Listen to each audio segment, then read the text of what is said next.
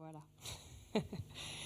Rebonjour à tous après cette petite vidéo introductive sur cette nouvelle série, le jeu des relations. Ceux qui nous connaissent avec Tony savent qu'on est des férus de jeux de société. D'ailleurs, si vous ne nous connaissez pas bien mais que vous venez chez nous, vous allez vous rendre compte que dans une bonne partie de notre salon, il y a un meuble qui prend beaucoup de place et il est plein de jeux de société. D'ailleurs, on est en train de réfléchir à en acheter un plus grand parce qu'il n'y a plus de place. On a des jeux par-dessus parce que voilà, on commence à acheter des jeux pour Noah aussi qui est plus petit. Donc en fait, les jeux de société débordent de partout chez nous. J'ai même ma sœur qui a appris qu'une ludothèque, ça peut être une bibliothèque. Comme une bibliothèque, c'est un endroit où on peut aller chercher des livres, mais on peut aussi avoir sa bibliothèque personnelle. Ma sœur a appris avec moi que la ludothèque, c'est pas juste un endroit où on va emprunter des jeux, mais qu'on peut avoir sa ludothèque personnelle. Elle savait pas ça avant. Et pour illustrer un petit peu notre état d'esprit quand on joue au jeu, ceux qui ont déjà joué avec nous ont peut-être déjà entendu cette phrase qu'on se lance avec Tony. C'est cette phrase qu'on se dit souvent, c'est bon, il n'y a pas de couple, il n'y a pas de famille qui tiennent. Ça compte pas là. En gros, là, on est dans le jeu, on n'est plus des amoureux, on essaye tous les deux de gagner et je ne vais pas faire de fleurs parce que tu es mon mari ou tu es ma femme. Vous voyez un peu l'idée ? On a un petit peu cet esprit de compétition. Après, moi, je ne m'estime pas une mauvaise perdante pour autant, mais on aime bien gagner. Alors, j'aimerais savoir, est-ce qu'on est les seuls compétiteurs dans cette salle ou est-ce qu'il y en a d'autres ? Je ne suis pas du genre à poser... Ah, il y en a déjà quelqu'un qui a levé la main. Je ne suis pas du genre à poser des questions où il faut lever la main, mais est-ce qu'il y en a d'autres qui osent dire qu'en fait, ils ont l'esprit de compétition dans cette salle ? Ah, il y en a quelques-uns quand même, il y en a quelques-uns. Ah, voilà. Alors là, je parle de jeux de société, mais peut-être que chez vous, l'esprit de compétition, ça se voit ailleurs. Hein. Ça peut être dans le sport, ça peut être dans les jeux vidéo. Enfin voilà, c'est cette idée de on aime bien gagner. Et on peut l'avoir plus ou moins, cet esprit de compétition. Et comme dit, on peut être plus ou moins bon perdant quand on a l'esprit de compétition. Il y a des gens, ils ont tellement cette hargne de gagner et ils aiment tellement gagner que quand ils perdent, c'est un petit peu plus compliqué. Et en soi, l'esprit de compétition, c'est pas si mauvais que ça. Hein. C'est ce qui nous fait nous dépasser dans le sport, l'esprit de compétition. C'est ce qui fait que certains athlètes ont pu gagner des médailles olympiques parce qu'ils se sont entraînés, parce qu'ils se sont dit je veux être le meilleur, je veux gagner. Dans les jeux de société, c'est ce qui permet d'affiner la stratégie, de se dire ah là j'ai pas bien joué, la prochaine fois je l'aurai sur ce point-là ou j'essaierai autrement. Donc en soi, c'est pas forcément quelque chose de négatif quand on arrive à bien perdre. Pourtant, même si ce n'est pas forcément quelque chose de négatif, l'esprit de compétition, il y a un domaine dans nos vies où, en fait, il vaudrait mieux ne pas l'avoir. Il y a un domaine où cette envie de gagner à tout prix, elle n'a pas trop sa place. C'est dans nos relations. Dans nos relations, c'est le domaine où on devrait bien réfléchir aux règles du jeu qu'on va mettre en place ou qu'on est en train de jouer. Parce qu'en fonction des règles qu'on va mettre en place ou des stratégies qu'on met en place, eh ben, il peut se passer des choses plus ou moins sympas. Et si je dis que l'esprit de compétition, ce n'est pas quelque chose qui a sa place dans nos relations, c'est parce que dans nos relations, quand l'un des deux gagne, tout le monde perd. Dans toutes nos relations, quand il y a l'un des deux qui gagne, tout le monde perd. En fait, si notre envie de gagner, elle va au détriment de l'autre, même si on a gagné un argument, si on a gagné d'aller dans le resto dans lequel on voulait alors que personne d'autre dans la famille avait envie, au final, tout le monde est perdant. Même si sur le moment on a l'impression de gagner, dans les relations, quand il y a un des deux qui est gagnant, tout le monde perd. Et pour illustrer ça, je vais vous prendre le domaine où c'est le plus criant, c'est les relations à la maison, que ce soit le couple, entre frères et sœurs, entre frères et sœurs, entre parents et enfants. Réfléchissez à la dernière dispute ou le dernier débat, la dernière discussion que vous avez eue à la maison et où vous avez eu l'impression de gagner. C'est vous qui aviez raison à la fin. Réfléchissez-y 2 minutes. Est-ce que vous avez vraiment gagné ? Vous avez gagné quoi à gagner cette discussion ou ce débat-là ? Vous savez, c'est ce père qui va dire « Ah, j'ai bien fait comprendre à ma fille que j'avais raison, elle a bien compris. Bon, en fait, elle est partie en pleurant dans sa chambre et elle ne veut plus me parler pour l'instant. On a gagné quoi? Où je reprends cet exemple du resto. Ah, je les ai tellement saoulés. On allait dans le resto que je voulais, il n'y a personne qui voulait aller là-bas. Ils ont tiré la gueule toute la soirée parce qu'en fait, on s'est pris la tête pour choisir le restaurant. Donc pour une soirée familiale, super. Mais j'ai gagné. On était dans le resto que je voulais. Est-ce que j'ai vraiment gagné au final? Oui, il a enfin fait ce que je lui demande depuis des semaines. Je l'ai tellement saoulé pour ça. Enfin, j'ai gagné, il l'a fait. Mais en fait, de l'autre côté, il s'est senti tellement acculé, il ne l'a pas fait de gaieté de cœur. Dans nos relations, quand l'un des deux gagne, tout le monde perd. Parce qu'en fait, la condition de victoire, là j'utilise des termes du jeu de société, la condition de victoire dans le jeu des relations, c'est quand la relation, elle est préservée, renforcée et approfondie. En d'autres termes, ce qui est important dans le jeu des relations, ce n'est pas de gagner. Ce qui est important dans le jeu des relations, c'est la relation elle-même. Et souvent, pour ne pas dire toujours, quand dans une relation, je viens avec cet esprit de compétition, et je pense à moi d'abord, en fait, je le fais au détriment de la relation. Je perds quelque chose dans la relation. Un lien, de la confiance. Et pour préserver, renforcer, approfondir la relation, ça demande de mettre de côté cet esprit de contradiction, en fait, de compétition. Ça demande de mettre de côté cette envie de gagner à tout prix pour se dire, en fait, pour gagner, ce n'est pas moi qui dois gagner. On doit gagner ensemble. Et comme ça, la relation, elle va être préservée. En fait, ce n'est pas moi face à l'autre. On se le dit souvent avec Tony, quand des fois ça commence à monter, on se dit, attends, on est une équipe. On n'est pas l'un contre l'autre là. En fait, on doit être une équipe, on doit être ensemble contre ce problème, contre cette discussion qu'on a, ou pour notre famille, pour ce projet. Et c'est comme ça que la relation, elle gagne. Et ça, c'est pas facile. C'est pas facile parce que, en fait, cet esprit de compétition, il vient insidieusement se glisser dans nos échanges quand on est en relation avec les autres. Et c'est tout ça, en fait, dont j'aimerais parler dans cette série, Le jeu des relations. Et si j'aimerais en parler, c'est parce que Dieu, il s'intéresse à nos relations. Parce qu'en fait, on est des êtres relationnels et on est tous en relation à un moment donné. Au travail, dans notre famille. Même si on est seul chez soi parce qu'on a quitté la maison, on a quand même une famille, on a des relations plus ou moins régulièrement avec eux. Et toutes ces relations-là, elles ont une influence sur notre vie, sur qui on est aujourd'hui, sur comment on se sent. Et Dieu qui nous aime, il s'intéresse à ça. Et donc dans la Bible, il a donné plein de conseils pour vivre les relations d'une meilleure façon. Et c'est pas facile d'être dans un état d'esprit coopératif dans nos relations. Parce qu'en fait, ça touche à nos êtres profonds. Et on a tous différentes règles, toutes sortes de fonctionnements, des règles qu'on suit, des mécanismes, des fois qui sont des mécanismes de défense qu'on a hérités de notre histoire ou juste de notre famille. Dans notre famille, ça se passait comme ça. Donc en grandissant, on a gardé ces choses-là. Et en fait, ces petits mécanismes, ces petites règles, elles viennent en fait, c'est des réflexes presque qu'on a. Il y a une situation qui se présente et bim, on va réagir de telle façon. Et c'est ce qui fait qu'en fait, on réagit presque naturellement d'une certaine façon. Et les actions naturelles, elles sont rarement, pour ne pas dire jamais, dans le sens de gagner ensemble. Elles sont toujours dans le sens de moi, je veux gagner cette relation. Je veux être sûr que moi, je vais être préservée. Et je ne pense plus à l'autre. Ce n'est pas forcément conscient, hein. Mais c'est ce qui arrive et c'est ça qui met le foin, comme on dit, dans nos relations. Et pour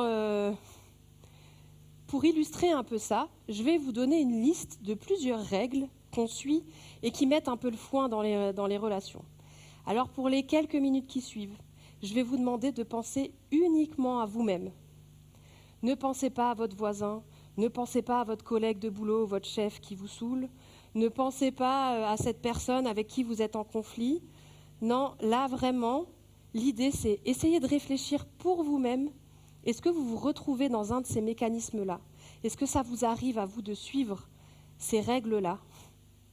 Et donc, pas de coup de coude à côté ou de petits regards genre « Ah, tu vois, ça, c'est bien toi ». Non, on va essayer de vraiment se concentrer sur soi. Ok, je sais que ce n'est pas facile parce que la tentation est grande et souvent, ce genre de mécanismes, on les voit plus facilement chez les autres. Ok, donc, voici plusieurs règles qu'on peut suivre dans les relations et qui, en fait, vont pas dans le sens de gagner ensemble. Donc, la première règle, c'est la règle du changement. C'est la règle qui dit « je vais te changer ». Bon, aujourd'hui, tu n'es pas complètement comme il faudrait que tu sois, mais je pense que tous les deux, dans notre amitié, dans notre couple, eh ben, en fait, je vais réussir à te changer. Ça, c'est une règle qu'il y a souvent au début dans les couples et c'est une règle très destructrice. De se dire, ben oui, mais ensemble, moi, avec moi, il va changer. Et donc, on essaye de changer l'autre insidieusement. Une autre règle, la règle de la devinette. Ça, c'est la règle de devine ce dont j'ai besoin. Parce que si je te le dis, c'est trop facile. Si je te dis que j'ai besoin de ça, que j'attends ça, franchement, c'est trop facile. Et puis en plus, si je te le dis, ben, comment tu vas vraiment pouvoir me prouver que tu tiens à moi et que tu m'aimes et que tu me connais, vu que je t'ai déjà tout servi sur un plateau, quoi. Et donc, en fait, on essaye, des fois on boude, on ne dit pas ce qui ne va pas, et quand l'autre nous demande « mais qu'est-ce qui se passe ?» Non, mais devine. Ou on dit rien, on attend que l'autre trouve tout seul. L'autre règle, la règle des attentes. La règle, ça c'est des phrases où des fois dans notre tête on se dit tiens, en fait ce serait normal de réagir comme ça. Donc vu que c'est normal de réagir comme ça, si tu réagis pas comme ça, c'est qu'il y a un problème. Et donc je vais t'en vouloir parce que tu réagis pas comme tu devrais réagir. Et j'attends des choses et des fois elle se rejoint avec celle de la devinette, c'est qu'on ne les exprime pas ces attentes et donc quand elles ne sont pas comblées, ben, c'est encore pire.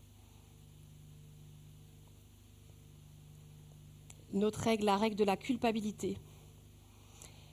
Ça, c'est je te fais te sentir coupable. C'est par exemple, ben, je vais ranger le lave-vaisselle que tu devrais ranger depuis 2-3 jours, et puis je vais le faire. Je vais rien dire, mais je vais peut-être faire juste un petit pic. Ah, au fait, j'ai rangé le lave-vaisselle. C'était à toi de le faire, hein, mais c'est pas vraiment un reproche, mais en fait, on va faire des choses qu'on pensait que l'autre aurait dû faire, et donc c'est une façon de le faire se sentir coupable, mais un peu de manière détournée. Vous voyez l'idée ? Ce qui est intéressant, c'est qu'en fait, juste petite parenthèse, toutes ces règles, c'est des choses qu'on met en place en pensant que ça va apporter quelque chose de bon dans la relation.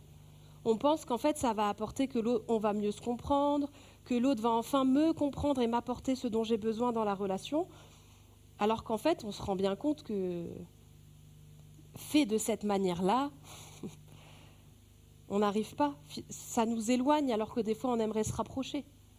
Des fois, certaines de ces règles, on le fait presque instinctivement et c'est une façon de dire « mais aime-moi, j'ai besoin que tu m'aimes de cette manière-là ». Sauf qu'en fait, en réagissant de cette façon-là, on va éloigner l'autre plus que se rapprocher. Une autre, de l'accusation. Voilà, c'est carrément, j'appelle ça le « tu qui tue ».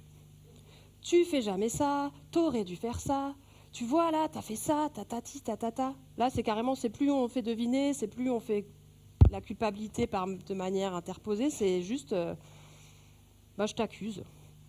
Je t'accuse de ne pas apporter tout ce qu'il y a besoin pour que notre relation aille mieux. La règle de la comparaison. Ah, eux, ils gèrent comme ça. Lui, il le fait de cette manière-là. Elle, t'as vu ? Franchement, ça, elle le fait bien, tu pourrais prendre exemple. Et on se compare avec les autres. Ah, cette amitié-là, franchement, elle donne envie. Pourquoi tu ne réagis pas comme eux, ils réagissent ? Et on se compare, et on compare l'autre à d'autres. Et du coup, on est presque jaloux des fois les autres, et on envie les autres, sauf qu'en fait, on n'est pas dans la famille des autres de l'extérieur. Des fois, on voit des choses, mais on n'est pas quand la porte elle est fermée et qu'il n'y a plus personne, il n'y a que la famille dans le salon. Et une petite dernière pour la route, la règle de l'héritage. Ça, c'est quand on dit, alors là, franchement, quand tu fais ça, tu me fais tellement penser à ta mère. Ou tu me fais tellement penser à ton père. Ou bah, tu vois, tu réagis comme ça, mais dans ta famille, ils font pareil. Hein. Et c'est vrai, c'est vrai que je pense que quand on se prend ce genre de phrase dans la tête, le premier réflexe, c'est de dire « Ah mais oui, je vais changer ça tout de suite, tu as totalement raison ». Non, c'est un petit pic lancé, on ne se rend même pas compte des fois. Et si on prend tout ça, réfléchissez-y 2 minutes dans les situations auxquelles vous avez dû penser, parce que j'ai vu des gens sourire, tout ça, donc vous avez dû penser à des situations. Réfléchissez à ce que suivre ces règles-là a apporté dans les relations. Est-ce que ça a apporté du mieux ou plutôt de l'éloignement? Et je pense qu'on est tous d'accord sur ce que ça apporte. Et dans cette série, on va revoir certaines de ces règles-là dans les prochaines séries. D'où peuvent venir ces mécanismes-là? Comment on s'en défait? Comment on essaye de contrer ça? Comment on répare quand on a eu ce comportement-là pendant longtemps? Ça, c'est ce qu'on va voir dans les prochains. Mais pour aujourd'hui, j'ai quand même envie de parler à l'âme de compétiteur qui est en nous, à notre âme de compétition. Et je vous propose de voir la règle où là, vous pouvez dégainer votre envie d'être le meilleur dans le sujet, parce que si tout le monde suivait cette règle-là, nos relations et même le monde iraient beaucoup mieux. Cette règle-là, dans les relations, c'est la règle à suivre. Et cette règle-là, c'est la règle où il faut tous se dire « Moi, je veux être le meilleur pour la suivre en premier ». Parce que si on fait tout ça, nos relations, nos maisons, nos travails, nos amitiés, notre Église va changer. C'est sûr. Et pour introduire cette règle-là, je vous propose d'aller voir l'exemple suprême en la matière, Jésus. Rien que ça. En plus, on est juste la célébration avant la célébration de Pâques, donc je vais prendre un épisode de la vie de Jésus qui se rapproche un petit peu de tout ça pour nous introduire là-dedans. Mais j'en dis pas plus parce que le texte dit tout. C'est un épisode qu'on retrouve dans l'évangile de Jean. Donc c'est Jean, le disciple que Jésus aimait, il s'appelle comme ça, qui nous parle de cet épisode particulier que Jésus a vécu avec ses disciples. C'était juste avant la fête de la Pâque. Jésus savait que l'heure était venue. Alors attendez. Non, c'est bon. C'était juste avant la fête de la Pâque. Jésus savait que l'heure était venue pour lui de quitter ce monde pour s'en aller auprès du Père. On est juste avant la fête de la Pâque et Jésus, il sait que c'est la fin. Il sait qu'il y a son arrestation, sa crucifixion qui arrive derrière. C'est pourquoi il donna aux siens, qu'il aimait et qui étaient dans le monde, une marque suprême de son amour pour eux. La règle que tout le monde devrait suivre, c'est la règle de l'amour. Mais on va voir ici que ce n'est pas un petit amour romantique à l'eau de rose. L'amour version Jésus, c'est une règle, c'est l'amour grande qualité. C'était au cours du repas. Déjà le diable avait semé dans le cœur de Judas, fils de Simon Iscariote, le projet de trahir son maître et de le livrer. Jésus savait que le Père avait tout remis entre ses mains, qu'il était venu d'auprès de Dieu et qu'il allait retourner auprès de lui. C'est intéressant juste.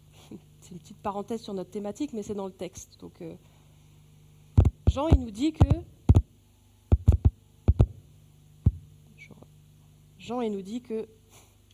il va y avoir un traître parmi les disciples, les amis proches de Jésus, et que le diable avait déjà semé dans son cœur ce qu'il faut pour qu'il ait envie de trahir Jésus et qu'il le fasse.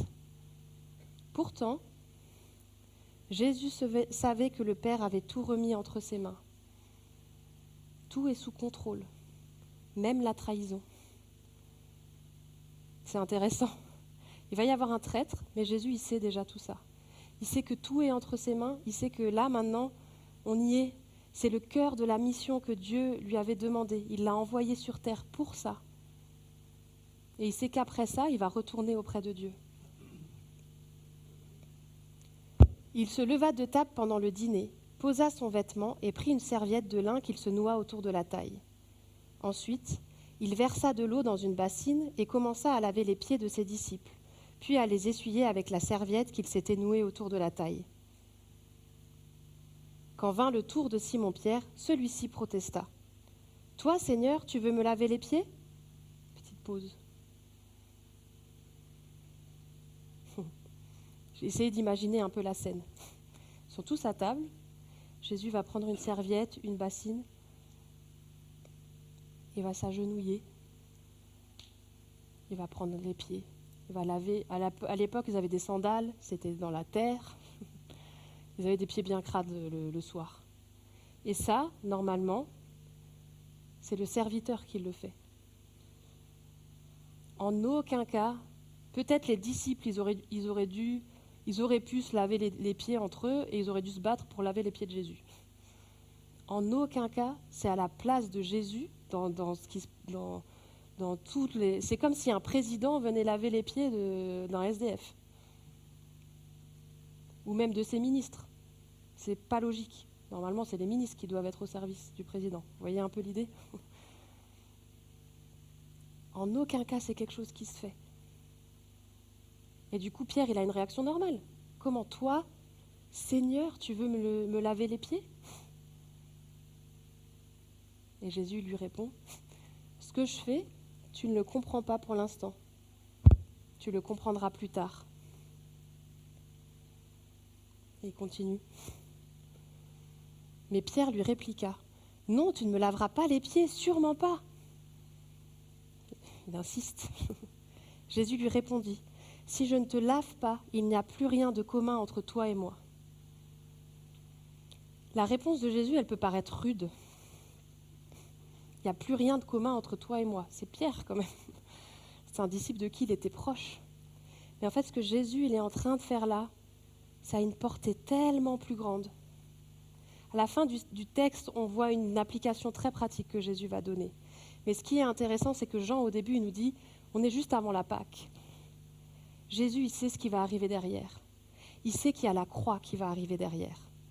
Et quelque part, ce lavage des pieds, c'est aussi un début d'exemple de ce que Jésus va faire sur la croix. Sur la croix, Jésus, Dieu Tout-Puissant, le roi de l'univers, va s'abaisser face à l'humanité pour payer le prix du mal que les humains font.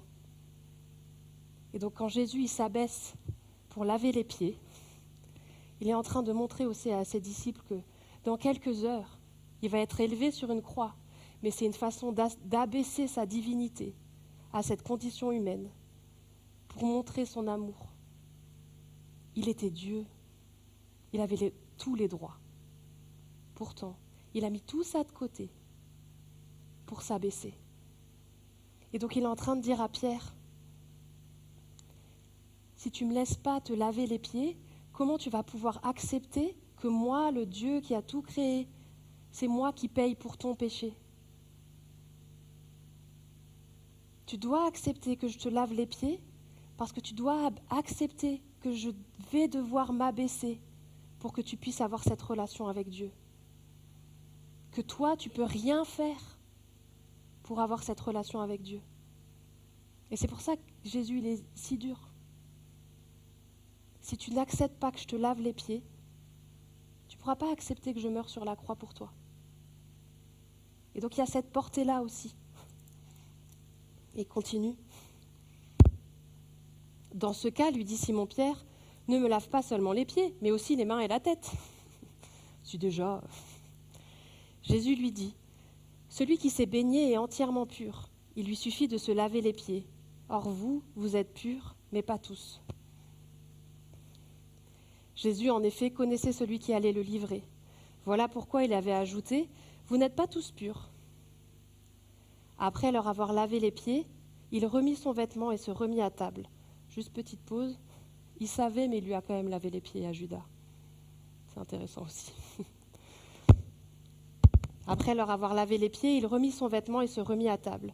Alors il leur dit, « Avez-vous compris ce que je viens de faire ?» Je ne suis pas sûre qu'ils avaient tout compris.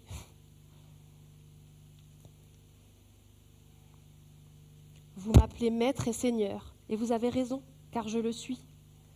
Si donc moi, le Seigneur et le Maître, Je vous ai lavé les pieds. Vous devez, vous aussi, vous laver les pieds les uns aux autres. Je viens de vous donner un exemple pour qu'à votre tour, vous agissiez comme j'ai agi envers vous. Il replace quand même. Vous m'appelez Seigneur et Maître, vous avez raison. Je suis votre Seigneur et votre Maître.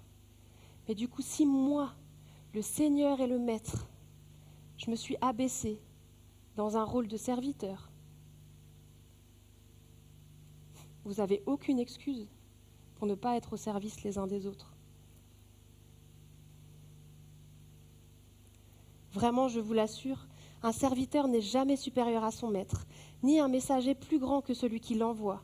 Si vous savez ces choses, vous êtes heureux à condition de les mettre en pratique. Jésus explique son geste. Il montre un exemple fort. La règle de l'amour dans les relations, c'est de s'abaisser. C'est de chercher le bien de l'autre avant le sien, l'intérêt de l'autre avant le sien. Et il le montre très concrètement, en lavant les pieds. Et il va le montrer encore plus concrètement, en allant sur la croix, en montrant que l'intérêt des êtres humains d'être sauvés pour avoir cette relation avec Dieu et cette vie éternelle dans un monde où il n'y a plus de larmes, plus de pleurs, ça, c'est notre intérêt à nous. Il valait mieux que son intérêt à lui. Et il les encourage à suivre cet exemple. Vous n'êtes pas différents, vous n'êtes pas au-dessus du maître que je suis. Si moi, le maître, je l'ai fait, à plus forte raison, vous. C'est comme si le président de la République, il baissait son salaire. Les ministres en dessous, vous croyez qu'ils vont rester au-dessus de son salaire à lui ? C'est un exemple comme ça, mais si moi, qui est au-dessus, je me suis abaissée, vous avez aucune chose. Intéressant, c'est que c'est une pratique qui existe encore entre chrétiens, de littéralement se laver les pieds. Alors bien sûr, là, Jésus, il n'est pas en train de mettre un rituel en place. Il n'est pas en train de dire « lavez-vous les pieds ». Non, en fait, beaucoup derrière ce lavage de pieds. Mais je l'ai fait quelques fois. Et je dois dire que c'est quand même très particulier. Parce que ça montre cette humilité qui a besoin. En fait, quand on lave les pieds de quelqu'un, faut faire attention à la température de l'eau, faut prendre soin. Et puis les pieds, c'est quand même une partie du corps un peu pas très noble. Mais ça montre vraiment tout le soin et l'humilité qu'il faut. Donc je ne dis pas qu'il faudrait le faire là à la sortie. Mais si vous avez l'occasion, je trouve que ce geste-là, même si ce n'est pas du tout un rituel que Jésus est en train de mettre en place, le fait de le vivre, en fait, ça aide aussi à voir la portée que ça peut avoir dans les relations. Qu'est-ce que ça veut dire de laver les pieds de mon conjoint, de mes enfants, de mes parents, de mon collègue de travail, dans la vie de tous les jours ? Qu'est-ce que ça veut dire de mettre leur intérêt avant le mien, de chercher leur bien avant le mien ? Si tout le monde faisait ça, le monde il serait complètement différent. Et en plus, remets juste le texte, s'il te plaît. Si vous savez ces choses, vous êtes heureux à condition de les mettre en pratique. Jésus, il est en train de dire que suivre cette règle, ça apporte le bonheur. Dans notre tête, s'abaisser ou penser à l'autre avant nous et heureux, ça ne va pas trop ensemble. Pourtant, c'est ce que Jésus il est en train de dire. Si vous suivez cette règle-là de l'amour, qui est de chercher le bien de l'autre avant le vôtre, c'est ça, mettre en pratique, vous serez heureux. Et c'est comme ça qu'on gagne à deux dans la relation. Parce que, tu peux mettre la phrase, lorsque je cherche le bien de l'autre en premier, tout le monde est gagnant. Même si sur le moment, j'ai l'impression que moi, je vais y perdre, tout le monde est gagnant. Jésus, il l'a fait. mais il a gagné le salut de milliers d'hommes et de femmes. Ça lui a coûté. Donc cette règle de l'amour, c'est de chercher vraiment le bien de l'autre en premier. Vous imaginez vraiment si tout le monde suivait cette règle-là dans le monde, il n'y aurait plus de guerre. Hein. Le monde changerait. Mais si déjà on commençait dans nos petites relations à le mettre en pratique, je vous assure que ça change des choses quand on le met en pratique. Mais c'est vrai que ça a un coût. C'est pas facile. Alors si vous n'êtes pas chrétien, c'est vraiment un conseil que je vous donne. Je pense que vraiment chercher le bien de l'autre en premier dans une relation, ça permet de faire gagner la relation et tout le monde est gagnant. Et je crois même qu'il y a un peu un cercle vertueux. C'est-à-dire que même si dans un couple, on est le premier à le faire et que l'autre ne le fait pas tout de suite, je crois qu'à un moment donné, ça apporte quelque chose et que l'autre se rend compte et finit par le faire aussi. Bien sûr, ce qui est le mieux, c'est que deux le font. Là, on gagne, parce que du coup, on se bat pour remettre l'autre en premier. Si vous êtes chrétien, ce n'est pas juste un conseil que je vous donne. Jésus, il a été très clair. Personne n'est au-dessus du maître qu'il est. Donc en fait, c'est la règle qui devrait guider nos relations. Et je sais bien qu'on n'y arrive pas toujours. Moi, la première. Pourtant, c'est l'encouragement que Jésus nous donne. Mets l'autre en premier. Et viens auprès de moi quand c'est frustrant. Je vais te donner ce que tu as besoin pour réussir à continuer de le faire. Alors je nous encourage vraiment dans les jours, dans les semaines qui viennent, à réfléchir dans les relations. Quand il y a une tension qui commence à arriver, ou même pas juste dans le quotidien, quand on se réveille le matin, de se dire qu'est-ce que ça veut dire de chercher le bien de l'autre en premier avec les gens que je vais croiser aujourd'hui. Et je sais que si on se pose cette question-là, il y a des applications très pratiques qui vont venir toutes seules. Et comme ça, on va pouvoir voir nos familles, nos villages, nos travails peut-être changer. Parce que si on est quelques-uns là, si on commence tous à faire ça, je crois que l'Esprit de Dieu, il aura la place pour faire de belles choses à l'intérieur de nous et autour de nous. Et pour terminer aussi, je veux juste vous laisser quelques petites questions pour réfléchir à la maison. Je les verrai peut-être mieux là-haut. Vous pouvez réfléchir peut-être en couple, en famille, ou peut-être juste pour vous, ou en petits groupes, ceux qui se voient en petits groupes. Des petites questions un peu pour infuser tout ça. Quelles règles négatives la famille où j'ai grandi avait l'habitude de jouer ? Vous savez, toutes ces petites règles que j'ai données. Est-ce que j'ai avec moi certains de ces mécanismes aujourd'hui ? Et dans quelle relation à l'heure actuelle est-il difficile d'appliquer la règle de l'amour ? Elle pique un peu la dernière, j'avoue. Que pourrais-je faire dans ce sens ? Et comment Dieu peut vous aider à faire ce premier pas pour chercher le bien de l'autre ? Parce que vraiment, même si c'est contre-intuitif, lorsque je cherche le bien de l'autre en premier, tout le monde est gagnant. Je vais prier pour terminer. Seigneur Jésus, je veux te remercier d'avoir lavé les pieds de tes disciples. Merci d'être allé sur la croix. Merci d'être ce roi qui a été d'accord de mettre de côté sa couronne pour venir au service de ses sujets. C'est quelque chose qui est tellement à l'inverse de tout ce qu'on peut voir dans ce monde qui a tellement soif de pouvoir. Et c'est tellement fou.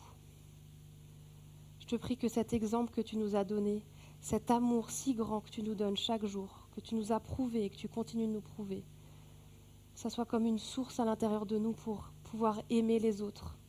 Et c'est vrai que c'est tellement difficile. Tu connais tous ces mécanismes qu'on a hérités, tu connais toutes nos histoires.